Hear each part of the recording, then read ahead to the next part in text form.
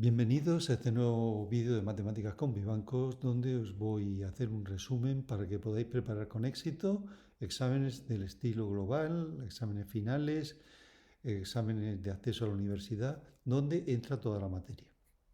Entramos ya sin más dilación en los diversos apartados.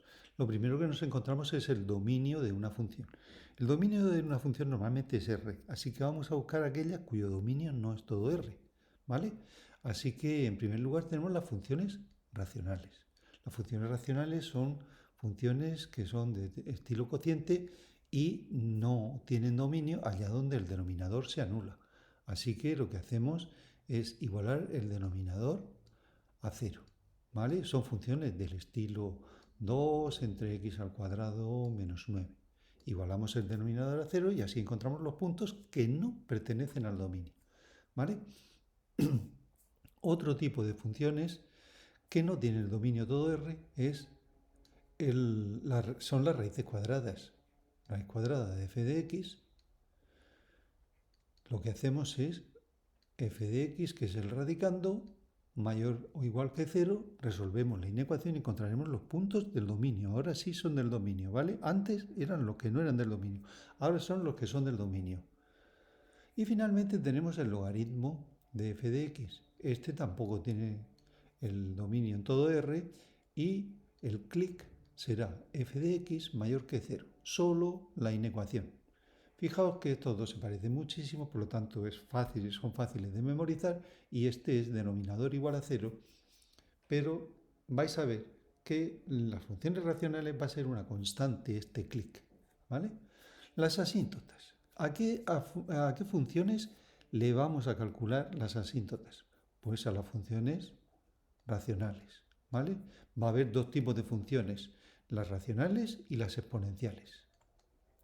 Vamos a ver qué hacemos en cada una.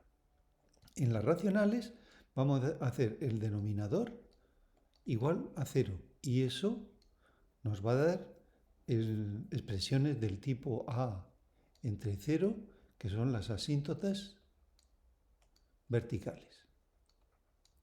Luego vamos a hacer el límite cuando x tiende a infinito de toda la función racional, el cociente entero, ¿eh? Y si eso nos da un número, va a resultar que tenemos una asíntota horizontal. La asíntota horizontal obviamente es infinito b, el número que nos ha dado en este límite. Y finalmente tenemos unas asíntotas que son las asíntotas oblicuas. Las asíntotas oblicuas se calculan mediante dos fórmulas. La pendiente m, que es el límite cuando x tiende a infinito, de una fórmula que no voy a poner aquí porque aquí no es el vídeo para estudiar estas asíntotas. Todo esto está estudiado en los vídeos del canal en profundidad. Y n, que es el límite cuando x tiende a infinito también, de otra fórmula, y eso nos conduce a una fórmula de la asíntota que es una recta igual a m por x más n, ¿vale? Esta es la asíntota oblicua. ¿Y las funciones exponenciales? ¿Cómo van a ser las asíntotas? Pues van a ser asíntotas horizontales. ¿Solo horizontales? Pues sí. Y tenemos que hacer el límite cuando x tiende a más infinito y el límite cuando x tiende a menos infinito. Ya digo que todo esto está estudiado de la función en cuestión, ¿eh? Está estudiado en los vídeos en profundidad y aquí solamente pretendo haceros un resumen. ¿Hay asíntotas de otras funciones? No. ¿Vale? Esto es lo importante, que estamos reduciendo la casuística. No vamos a buscar las asíntotas allá, no sé dónde y no sé cuándo. No. Las asíntotas o son funciones racionales o son funciones exponenciales. Las que salen en este tipo de exámenes que os estaba explicando. Obviamente en matemáticas hay muchas más cosas, pero ya en unos niveles que no corresponden a estos. Bien, la continuidad. ¿Cómo vamos a estudiar la continuidad? Pues la continuidad se estudia justo al revés. O sea, buscamos los puntos donde la función no es continua, ¿vale? ¿Y eso dónde se da? ¿En qué funciones? Pues en las funciones racionales. Fijaos que vuelve a aparecer. ¿Y cómo los encuentro? Pues si pensáis un poco, ya sabéis el clic. En las funciones racionales, el clic siempre es denominador igual a 0. Denominador igual a 0. Y denominador igual a 0. Tanto en los dominios, como en las asíntotas, como en la continuidad. ¿Qué ocurre cuando igualamos el denominador a 0? Bueno, pues que podemos encontrar una expresión del tipo a entre 0. Pero ese ya no lo conocemos porque lo hemos visto en las asíntotas, así que esto se llama discontinuidad asintótica.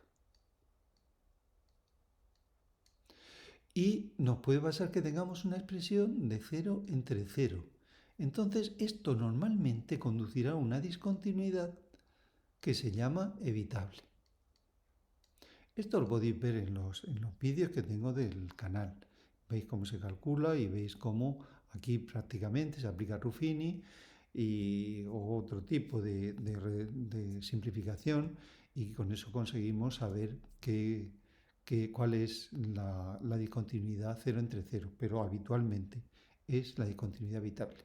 ¿Hay alguna discontinuidad más en las funciones relacionales? Pues no. ¿Hay en alguna otra función? Pues sí, en la función a trozos, en las funciones a trozos, que son las funciones f de x igual a una llavecita y dos expresiones o tres, o cuatro, vaya, dos. Pongo una sencilla para que la veáis como ejemplo. X al cuadrado más 1 cuando x es mayor o igual que 0 y x menos 2 cuando x es menor que 0. Por ejemplo, esto es un ejemplo. ¿Qué es lo que tenemos aquí? Pues tenemos el punto de unión. ¿Qué se hace en el punto de unión? Pues se estudian los tres valores, f de x sub 0, en este caso sería 0, pero os pongo una genérica, f de x sub 0 por la derecha, el límite, y el límite por la izquierda, también en x sub 0. ¿Vale? La diferencia entre estos, si hay una diferencia, da una discontinuidad de salto. Y el clic es el punto de unión. Es decir, cuando yo tengo una función a trozos, cojo el punto de unión y miro a ver si hay una discontinuidad de salto.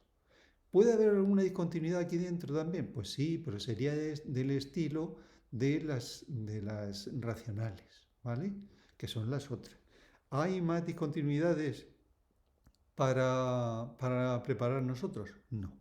Como veis, ha sido bastante corto esta primera parte, en la cual, bueno, pues vais a tener que hacer una preparación exhaustiva de todos estos ejemplos y ver algunos de los vídeos que tengo en el canal, pero veis que se ha reducido bastante la materia. Luego tenemos el teorema de Bolzano siguiendo con la continuidad. ¿Vale? El teorema de Bolzano lo que nos dice es que para que una función continua pase de ser positiva a ser negativa, de positiva a negativa o de negativa a positiva, lo que tiene que ocurrir es que pase por 0. El 0 es como una puerta, ¿vale? Esta puerta, pues es como si vosotros estáis en una salita y queréis pasar al pasillo. Tenéis que pasar por la puerta, ¿vale? Pero esto solo es para funciones continuas, ¿vale? El teorema de Bolzano, la única cosa que dice es esto y está relacionado con las ecuaciones del tipo f de x igual a 0. Es decir, que resolvemos ecuaciones utilizando el teorema de Bolzano. Bien, a continuación tenemos las derivadas. El concepto de las derivadas no es habitual que os lo pregunte, ¿vale? Por lo tanto, esa simplemente lo tenéis que tener porque hay que saber lo que son las derivadas. Pero a continuación vienen las reglas y técnicas de derivación. ¿Qué es lo que tenemos aquí? Pues tenemos el producto y el cociente. Estas dos reglas hay que saberlas perfectamente. Y además, la regla de la cadena. La regla de la cadena es una cosa que os la van a preguntar siempre, siempre, siempre. Por lo tanto, es muy conveniente que sepáis cómo manejarla. A continuación, vais a tener unas derivadas específicas de este tema preuniversitario, de este temario preuniversitario, que son las funciones potencial exponenciales. F de x elevado a g de x. Estas funciones tienen un método particular, que es el método logarítmico, y que también lo tenéis explicado en los vídeos. Y además hay unas funciones que son las funciones implícitas. Las funciones implícitas se caracterizan porque la x y la y están mezcladas. X por y más y al cuadrado menos 2x igual a 0, por ejemplo, como esta. Y tenéis que saber cómo se derivan estas funciones, porque también es una derivada muy específica. La tenéis en un vídeo que se llama ampliación de derivadas. ¿Vale? ¿Qué tenemos más? Pues tenemos el cálculo de la recta tangente. El cálculo de la recta tangente es igual, la fórmula del cálculo de esta recta, y menos f de x sub 0 igual, ahora sí, a f' de x sub 0 por x menos x sub 0. La recta tangente siempre sale en todos los exámenes. A veces te dicen que esta recta tangente tiene dependiente 0 o que es horizontal. Eso quiere decir que esta f' es igual a 0, ¿vale? Pero siempre os va a salir, ¿eh? Y a continuación tenemos los extremos relativos, que es el siguiente apartado que estáis viendo en la pizarra. Los extremos relativos, ¿cuál va a ser el clic para trabajar con los extremos relativos? Es que la f' de x la tenemos que igualar a 0. Es decir, la calculamos y la igualamos a 0. Y luego si f' de x, si f' de x es positiva, la función es creciente. Si la f' de x es negativa, la función es decreciente. Y esto nos va a dar los extremos relativos, es decir, los máximos y los mínimos relativos, vamos a poder localizarlos con una herramienta que se llama la tabla y que os la explico perfectamente también en los vídeos del canal. La tabla es un instrumento muy importante que tenéis que empezar, que saber manejar perfectamente en un examen de este estilo.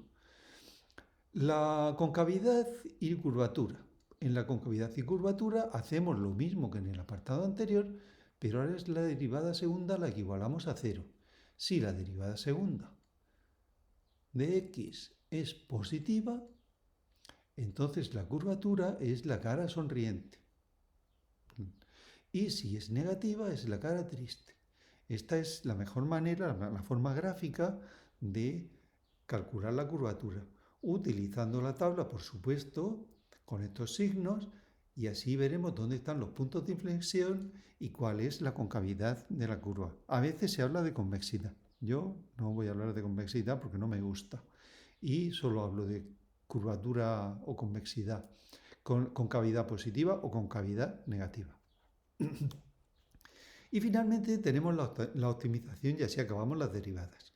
En la optimización hay que construir la función, a optimizar la función a la cual hay que encontrarle un máximo o un mínimo absoluto. Lógicamente, si hay que encontrar un máximo o un mínimo absoluto, hay que hacer la primera derivada, f de x, igualarla a 0.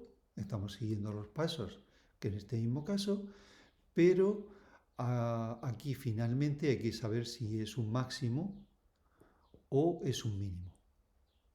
Máximo o mínimo. Y como son absolutos, hay que echar mano de la tabla o bien de la derivada segunda para saber si efectivamente es un máximo o un mínimo el punto que hemos encontrado cuando hemos igualado la primera derivada a 0.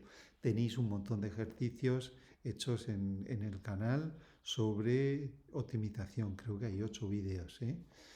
Y finalmente tenemos las técnicas de integración, las integrales técnicas de integración. Las técnicas de integración, lo primero que tenéis que saber y que dominar son las integrales inmediatas, que son las de la regla de la cadena. Y me diréis, Vivancos, pero esto no era de las derivadas. Sí, pues esta es la operación, digamos, inversa. Y por lo tanto, estas integrales que son muy facilitas, pero que hay que dominarlas y que los estudiantes a veces no las dominan, hay que saber cómo se hacen utilizando la regla de la cadena, ¿vale? A la inversa. Después vamos a tener el cambio de variable. Cambio de variable. El cambio de variable está relacionado con la anterior porque algunas veces si no se sabe cómo manejar muy bien la regla de la cadena, un cambio de variable nos arregla la vida, ¿vale? Después tenemos las integrales por partes. Y finalmente tenemos las integrales racionales. Alguno se preguntará, estará diciendo, bueno, a ver, las integrales racionales también es igual al denominador a cero, pues sí, ¿vale? No voy a entrar en ello porque lo tenéis en los vídeos del canal, pero también hay que igualar el denominador a cero. O sea que en las funciones racionales hacemos un completo cuando igualamos el denominador a cero, porque casi seguro que una de las cosas que nos están pidiendo si nos dan una función racional hay que igualar el denominador a cero. ¿Vale? Después tenemos el cálculo de la constante. El cálculo de la constante, cuando yo tengo una función que es la integral de otra, f de x es la integral de f de x, ya sabéis que f de x contiene una constante. Entonces, esto se resuelve porque esta función, la f mayúscula, pasa por un punto AB. Entonces, b es igual a f de a. Y con esto calculamos la c, ¿vale?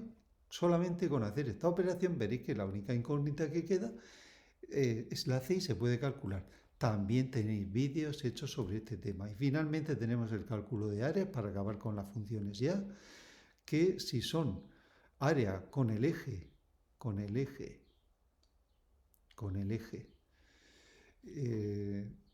o x, lo que hacemos es f de x, la función a la cual queremos calcularle el área con el eje de las x, igualarla a 0. Esto nos da una serie de puntos donde tenemos que cortar las integrales definidas, ¿vale? También tenéis vídeos hechos en el canal sobre ese tema. Y fijaos que si tenemos 2 puntos de corte, por ejemplo, pues hay 3 integrales. Si tenemos 3 puntos, pues hay 4, siempre hay una más. Y si tenemos el área entre dos funciones, f de x y g de x, lo que hacemos es restar las dos funciones, f de x menos g de x, y igualar a 0. Y una vez que calculemos los puntos, hacemos lo mismo que en el caso anterior, ¿vale? Y al final de todo, recordar que el área es el valor absoluto de la integral en cuestión entre a y b, siempre que no corte el eje de las x, ¿vale? Lo del valor absoluto es muy importante. Bueno, pues hasta aquí este primer resumen. Voy a hacer otro vídeo sobre el álgebra lineal y la geometría, pero bueno, si os ha gustado, darle un like y no os olvidéis de suscribiros al canal. Nos vemos.